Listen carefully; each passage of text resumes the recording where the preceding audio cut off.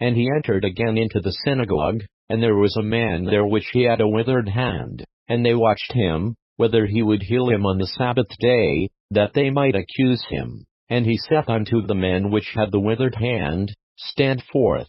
And he saith unto them, Is it lawful to do good on the Sabbath days, or to do evil to save life, or to kill? But they held their peace. And when he had looked round about on them with anger, being grieved for the hardness of their hearts, he saith unto the man, Stretch forth thine hand. And he stretched it out, and his hand was restored whole as the other. And the Pharisees went forth, and straightway took counsel with the Herodians against him, how they might destroy him. But Jesus withdrew himself with his disciples to the sea, and a great multitude from Galilee followed him, and from Judaea, and from Jerusalem, and from Idumea, and from beyond Jordan, and they about Tyre and Sidon, a great multitude, when they had heard what great things he did, came unto him. And he spake to his disciples, that a small ship should wait on him because of the multitude, lest they should throng him. For he had healed many,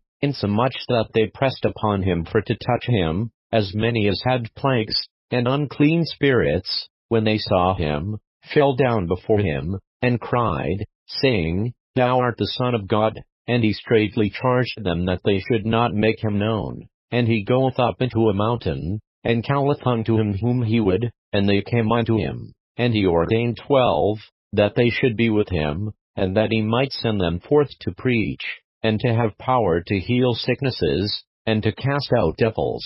And Simon he surnamed Peter, and James the son of Zebedee, and John the brother of James, and he surnamed them Boanerges, which is, the sons of thunder, and Andrew, and Philip, and Bartholomew, and Matthew, and Thomas, and James the son of Alphaeus, and Thaddeus, and Simon the Canaanite, and Judas Iscariot, which also betrayed him. And they went into an house, and the multitude cometh together again, so that they could not so much as eat bread. And when his friends heard of it, they went out to lay hold on him, for they said, He is beside himself.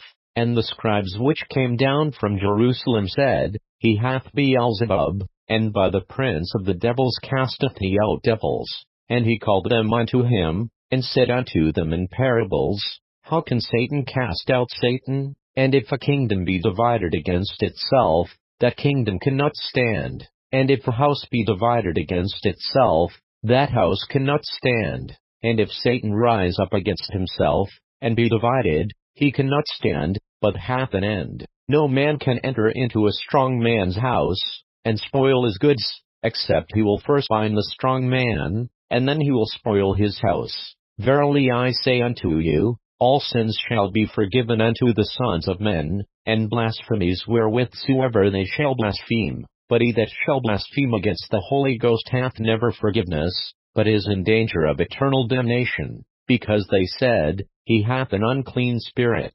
There came then his brethren and his mother, and, standing without, sent unto him, calling him. And the multitude sat about him, and they said unto him, Behold, thy mother and thy brethren without seek for thee. And he answered them, saying, Who is my mother, or my brethren? And he looked round about on them which sat about him, and said, Behold my mother and my brethren. For whosoever shall do the will of God, the same is my brother, and my sister, and mother.